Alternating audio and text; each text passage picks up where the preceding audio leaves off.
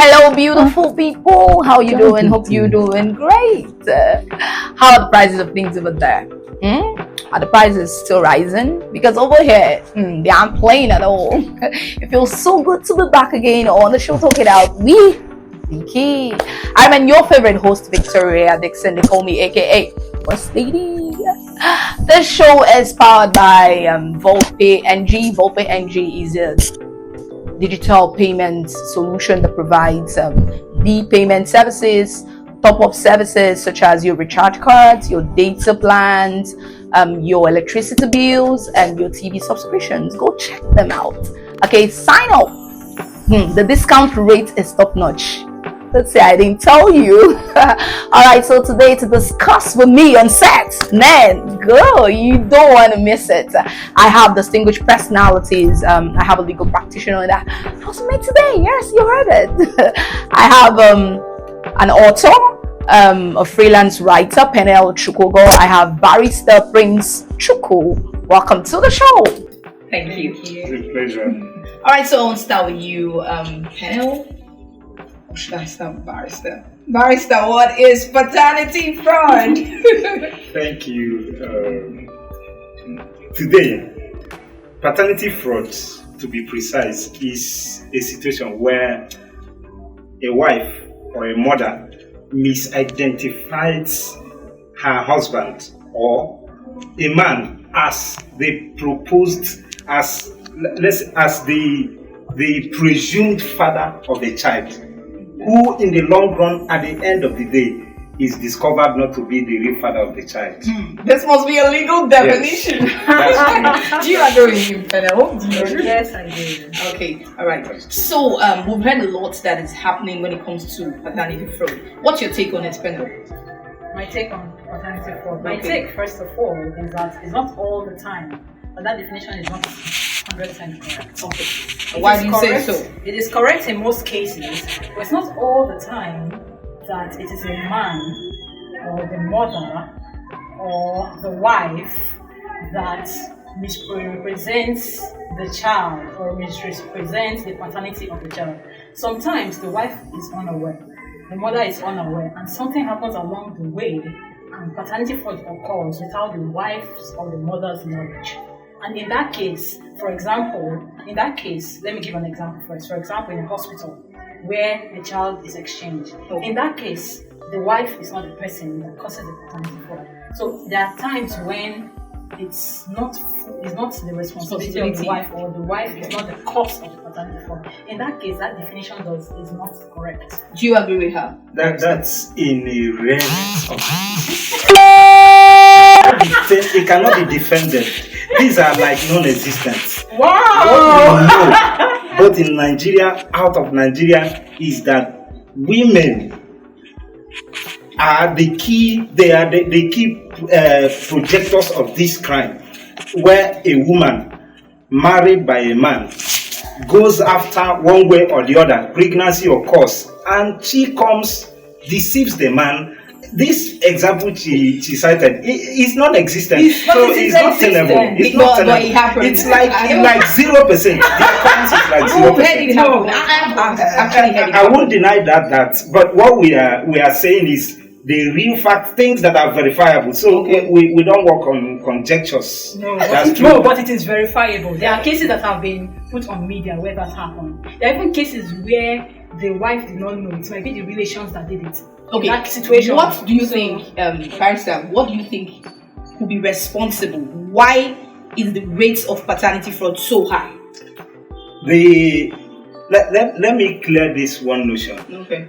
Whether or not paternity fraud is high is a question of facts. Okay. So first, I won't adopt that statement that paternity fraud is high. But if we are to go by the cyberspace reports, the Facebook, Instagram, Twitter, the sensation is high. So if anybody is allowed for that to be the judgment, paternity fraud is high. But from the reports, it is clearly, let me cite the case of Nigeria today.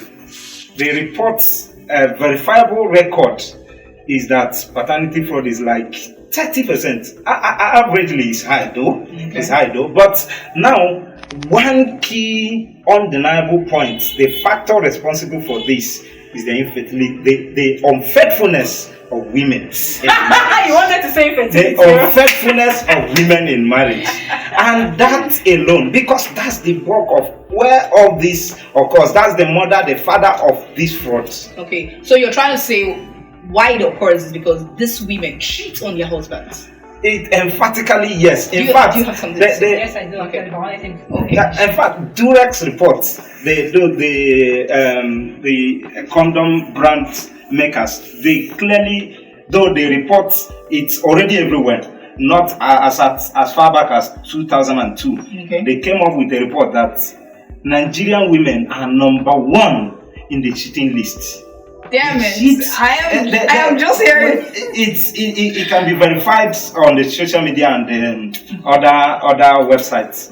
So it's there. It's there. Okay. First of all, just in the same way that there is a sensationality about paternity fraud, because when somebody sees something that is unusual, people do not shout. It is the same way people are shouting that women cheat. The truth is that if women cheat more, why is it that people say men are cheaters? Right? So that's one. Then secondly, what is really the cause of paternity fraud?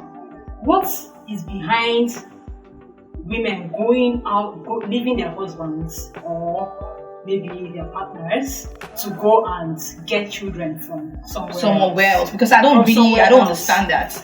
Number one, pressure. Okay. External pressure. And the very idea that a child is the responsibility of the woman. Okay. If there's no child in the marriage, everybody falls to the woman. Okay. Forget what science says. Science says the sperm and egg meet. Okay. Right? The man and the woman meet. Sometimes it can be the fault of the man. Sometimes it can be the fault of the woman. But socially, nobody cares. Nobody cares. It just says it's the woman that is at fault. Okay. If there is no child in that marriage, it's the woman that is pressurized. Yeah, and even when they're not faulted, they say, won't you go and pray to get a child? Won't you go to church? Won't you go to this place? I know this prayer house. I know this. If they're not talking about prayer, they're talking about maybe a juju house or something. Okay. So the woman is pressurized. That pressure is there's a lot of external pressure on her to get a child. Okay. And even sometimes when a man is impotent or infertile, they still pressurize the woman. Okay. They'll say that this one just wants to punish you. That's fine knowing that. Yes, that's fine knowing. The problem is not from the woman. Yeah. Or it's possible they don't even know. So even if we're talking of generally, most people, the ones that know will just keep quiet. Okay. But most people, if they hear it and they know and they do, they'll be like, this one wants to punish the image of her husband. She's not giving children. She's not giving birth. What's wrong with her? That kind of thing. So that pressure, you want to make the woman to get a child. Besides, no matter how she gets it. Yes, and besides that, there's a lot of respect accorded to a woman who has a child. Okay. A man, whether he has a child or not, when he grows, when a man becomes an adult, he gets that respect naturally. But women get that respect when they get married, when they get into children. Okay. So that respect, that accolade that they're supposed to get without anything, they have to have children and a family to get it. So you're of the opinion that not like these women naturally want to cheat.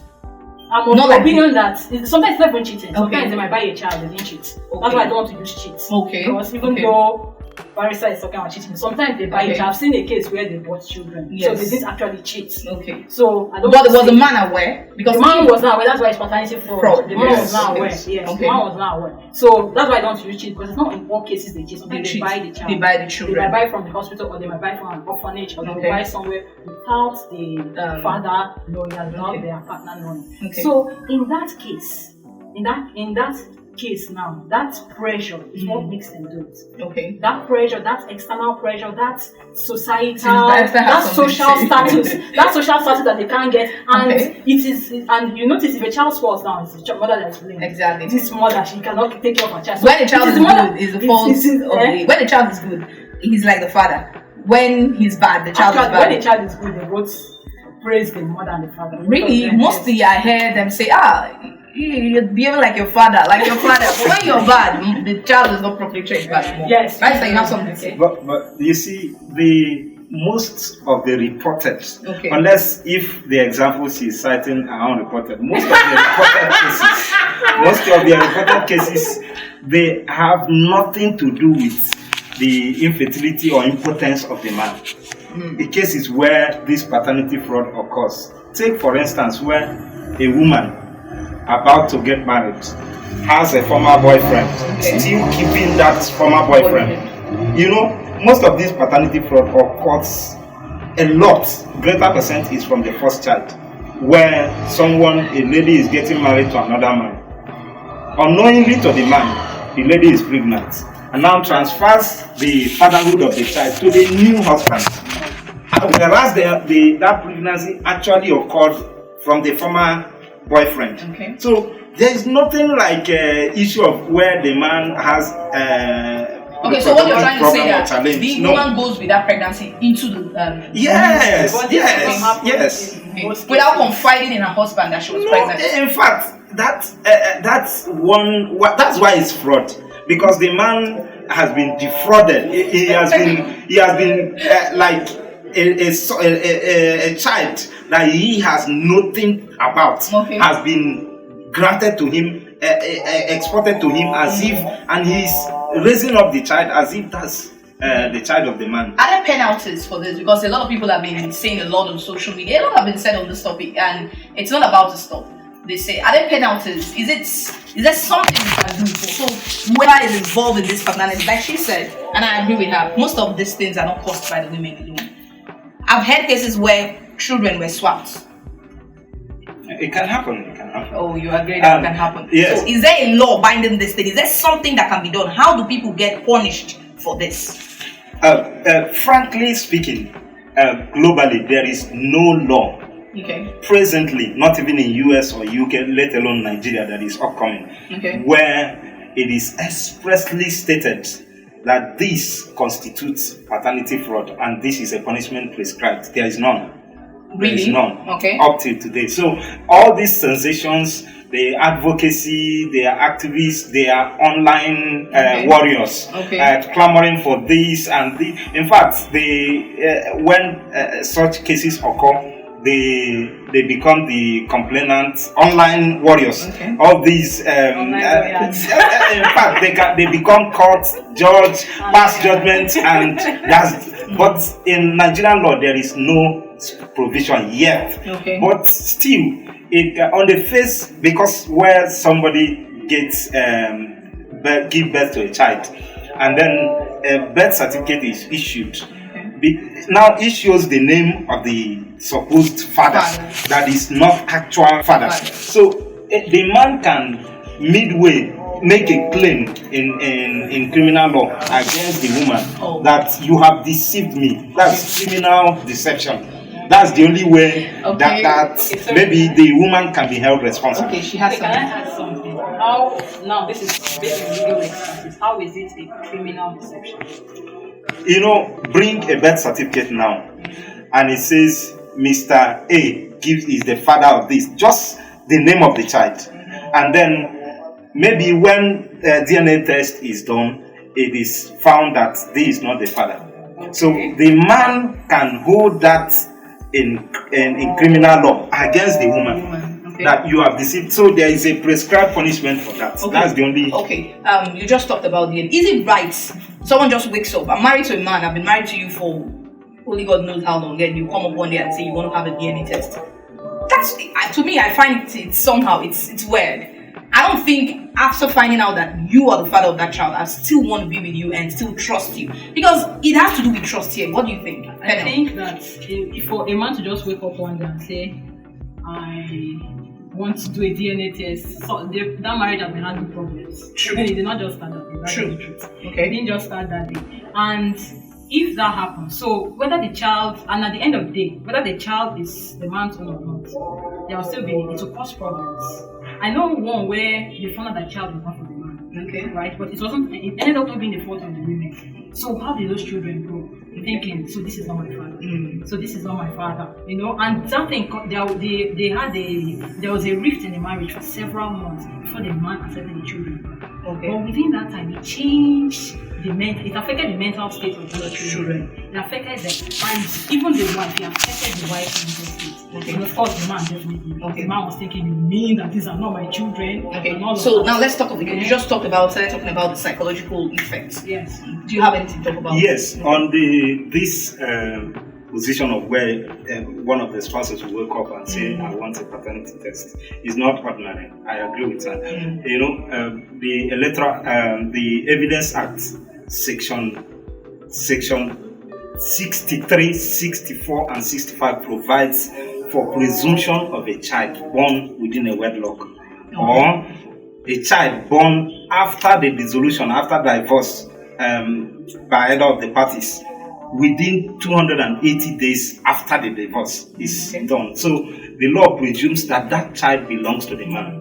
So where with this one, where any of the couples wakes up and say, there must be issues, and then I agree there are consequences psychologically, financially, even the welfare of the child. Imagine is a at child stake. you've known all your life, and all of a sudden it's going to affect the child. That's true. It's a very serious psychological trauma for all the parties involved. Okay, so what would you advise for people that find themselves? Because this thing it's spreading. You know, social media is doing a lot. And usually, if a man dies now, you say, let them go and do it. That is exactly what I'm coming. I wanted to say that. Why is it? It's a new trend. When a man dies, automatically everybody start asking. I don't want to call names. When a man dies, it starts. Oh, let's find out. I actually think that is based on selfishness. Selfishness from the relations. You can't check it. Usually, the people that they tell, let them go and do it, the man maybe had money or had fame. Okay. So it's either they will tell the parents of the man, that's the relations of the man, go and check if that child is really your child, really your grandchild. So that if the child is not your grandchild, then the wife cannot take the inheritance. That's exactly what is happening with Mohbad's case right now. It's just selfishness that causes it. Now, it's possible that, but those are very few cases. It's possible that they will say, this woman looks wayward, let's go and check. But most times it's selfishness because they don't really want that inheritance to go, and they're not really, and they're thinking, and then they don't want that inheritance to go to the woman and the child. And usually, even if it goes to the child, it's the woman that becomes the custodian, the guardian of the property and in whatever inheritance. But because they don't want it, they now say, no, you can't do DNA test. Is that really my son's child? Or is that really your son's child? And in addition to that, it goes beyond selfishness. Take this case of Mohbad, and the family of Mohbad, as it is today, they are in court claiming that they want a paternity test. DNA test. But I heard some days ago that it has not been. No, they are in court. They are in court now. They are in court. There is a contention. In fact, the lawyer of the Mohbad's wife and Mohbad's wife, they are evading service.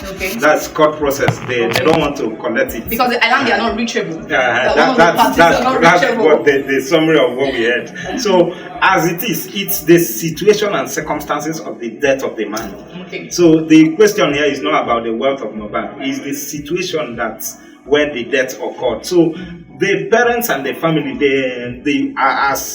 the story is all over everywhere. So they are suspecting foul play in the death of the man. So and then where that's where. Sorry, the law enforcement has proven that it's not the right. No, they have not proven. It's still under investigation. No, it's under investigation. It's still under investigation, and it's generally it depends on the particular case. Each fact depends on the particular case. So you can't say it's in general. Each one. No. After Mohbad, wait. Mohbad's own looks more like there's a genuine reason for asking that. But after Mohbad, it has spread like wildfire. A lot of people because it started with social media. But it has spread like wildfire. Anybody that does not matter, even if everybody is obvious that the man was sick and died or something, they just say you can't do paternity test. It has spread from this genuine reason to selfishness. It's unfortunate. It's unfortunate. It's unfortunate. And I know sooner than later the Nigerian situation will come up with a law to address. Oh, you really want the law, right? We're advocates, and of course that's our job. Vault Payment NG is a digital payment solution that provides e-payment services, top-up, data plans, your TV subscriptions, and your electricity bills. Go check them out. Trust me, you come back and say thank you. There's the discount rate is top-notch. A very quick one I want to ask. Is it right to have a DNA test for every child you have, because that's what people are saying right now. They even said federal government should pass it to law that once you have a child in the hospital, there should be a test. I find it very wrong. It depends. If you're having the test based on the fact that this hospital can swap my child, okay, there's a lot of hospital child swapping in hospital. Okay, so you are sure that the child you're carrying back home is your child. That makes sense to me. But then if you're doing it because I want to see this woman is cheating, then why are you married? Don't marry. Just go and give birth to children. I mean, if you do that, I don't support that. But if that is your choice, because everybody has a choice to do what they want to do, then go and give birth to children. Don't marry. Why are you married and then you're questioning every time you that is your child? How are you really building that marriage? How are you really building that family? Generally, in Nigeria, there are one key reason why DNA test is done. If you like, it is required by immigration as for your traveling document. But after, apart from that, I don't. That's why DNA test is done. Yes, it's so that to just part of the necessary documents. So apart from that, I don't see any reason why couples will just have issues, and the next thing they want to have. And there is no. In fact, it's part of your privacy. So if there is any issue, both of them can handle it. It's not for the public consumption. And besides that, really, what is a marriage supposed to be based on? It's supposed to be based on love, trust, partnership, family. By always doing a DNA test, you're actually saying that, is this really my family? So you're going to the root and poking the roots. Just like now, you build a house, right? After you put foundation, you build house. This foundation is strong. Is it originating from me? Check. That's unfortunate. Okay. Wow, it's been a roller coaster with you guys having this. Any final words my final word is that couples, those a man and a woman who intend to marry, they should know that this is foundation built on trust, love, and partnership. And then issue of when children begins to come, they should know there shouldn't be suspicion. Otherwise, it ceases to be a family. Yes, true. That's my final word. And even hospitals that are also that has been dragged into this, hospitals that have been found wanted, that swap children. That's why I agree with what you said when you said it doesn't have to be the fault of the woman. They should also be held accountable for. That's true. Because some hospitals have really done a whole lot. All right, you have any final words? Not really. All right, thank you so much. Good to have you. I'm really honored, and I'm sure my viewers have been blessed because wow, you guys are awarded. You're a brain box any day, anytime. Barrister, thank you for coming. Penel, thank you so much for coming. Don't forget that this show is brought to you by Volpe NG. I can go check them out. Sign in on Volpe NG. The AWOOF is real. I'm telling you, go check it out and come thank me later. All right, see you guys on the next topic, next episode. Catch you guys. Love you.